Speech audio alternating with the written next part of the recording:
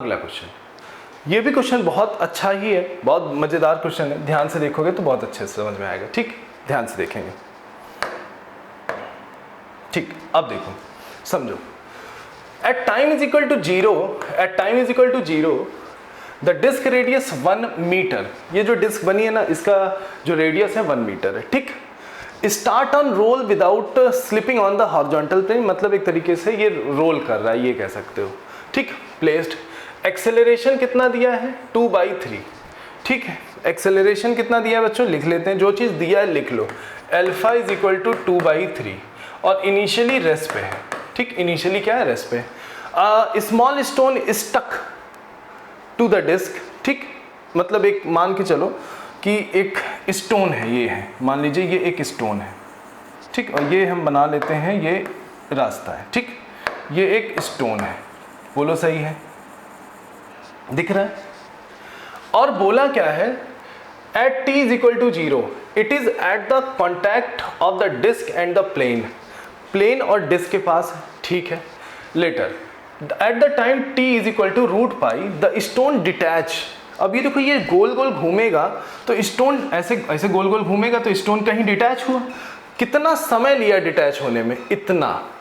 अब इससे हम पता करेंगे कहाँ पे डिटैच हुआ। ठीक, the stone detach itself, flight tangentially जाएगा, सीधी बात। The maximum height reaches by the stone measure from the plane, मतलब जमीन से कितनी हाइट ऊपर गया होगा। आओ देखते हैं कैसे करेंगे, फोकस हो ध्यान से।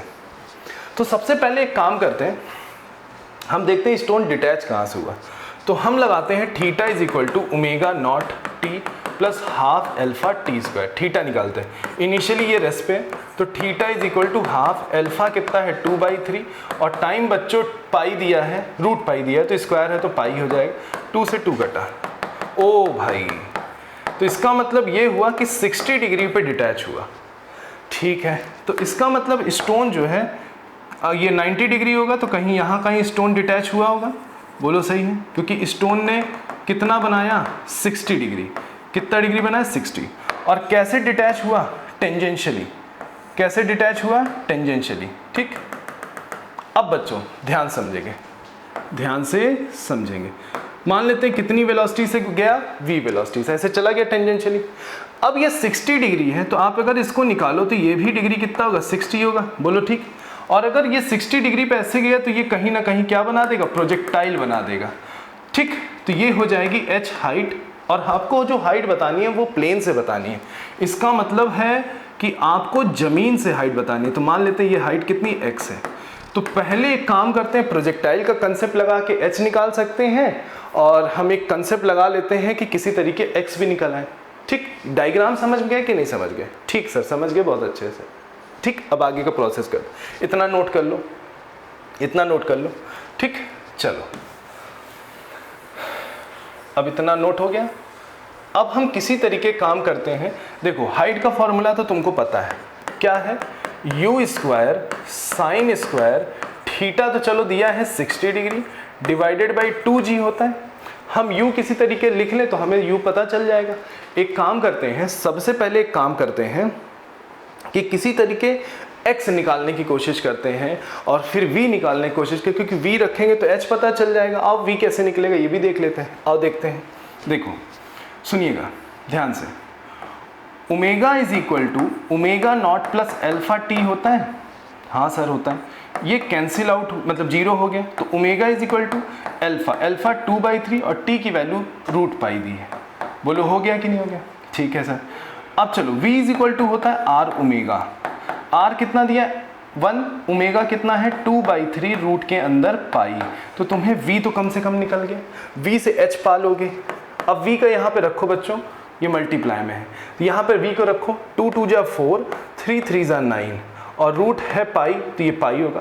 साइन 60 कितना होता है 1 √3/2, तो ये 3/4 हो जाएगा, और नीचे है 2g की वैल्यू 10। 4 से 4 कट गया ना, 3 से 3 कटेगा तो ये होगा, तो आएगा पाई 3 2 जा 6 × 10। चलो भैया, एक काम तो निपटा, बोलो निपट गया। ठीक, इतना लिख डालो पहले, चलते हैं। अब इसको मिटा दें, ठीक है, क्योंकि हमारा काम हो गया। ठीक है। अब देखो कैसे निकालेंगे। अब इसको हम मिटा देते हैं क्योंकि हमारा इससे जो लेना देना था वो तो हमने कर लिया। अब बच्चों मान लो ये जो डिस्टेंस है वो x है, ये कैसे निकलेगा देखो, सुनिएगा ध्यान से। ये ट्रायंगल बनेगा, मान लेते हैं ये l है, ये कितना है l है, बोलो सही है। तो ये लेंथ कितनी हो जाएगी l cos थीटा, बोलो ये लेंथ कितनी हो जाएगी l cos थीटा, बोलो सही। बेस लगा दो, ठीक कैसे लगाओगे आओ मैं तुमको सिखा भी देता हूँ। ये देखो ये दिख रहा है तुम्हें, यही तो चाहिए, ये थीटा है, ये कितनी l है, बोलो सही। तो cos थीटा क्या हो जाएगा, या अगर हमें cos थीटा ही चाहिए तो थीटा यहाँ पे दिया है, एक्चुअली हम ये थीटा गलत ले लिए, ठीक है, हमें ये थीटा दिया, ये वाला थीटा दिया, ठीक है।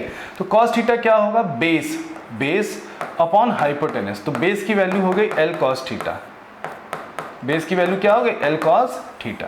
हमने बेस l cos थीटा लिख लिया कि नहीं लिख लिया, ठीक है सर लिख लिया, चलो ठीक है। अब हम x कैसे निकालेंगे, कैसे निकलेगा x, l में से इतनी लेंथ घटा दो, इतनी l में से इतनी लेंथ घटा दो तो x मिलेगा। तो x की वैल्यू कितनी हो जाएगी बताओ, x की वैल्यू कितनी हो जाएगी, l में से l cos थीटा घटा दो।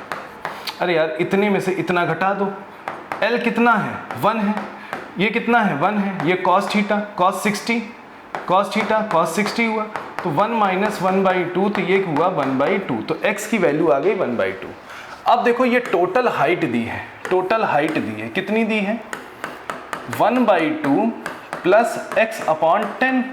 तो तुम्हारा जो आंसर आया है वो क्या आया है, आया कितना है x प्लस हाइट, इसको h डैश मान लो, x प्लस हाइट, x कितना आया है 1/2 देखो, और h कितना आया है पाई अपॉन 6 इंटू 10। कंपेयर करो जरा, ये कंपेयर हो गया, ठीक 10 से 10 कंपेयर हो गया, तो x की जगह क्या लिखा है देखो, तो x की वैल्यू कितनी हो गई π/6, तो यहाँ क्या लिख दोगे π/6, हो गया सॉल्व, कितनी आसानी से लिख डालो।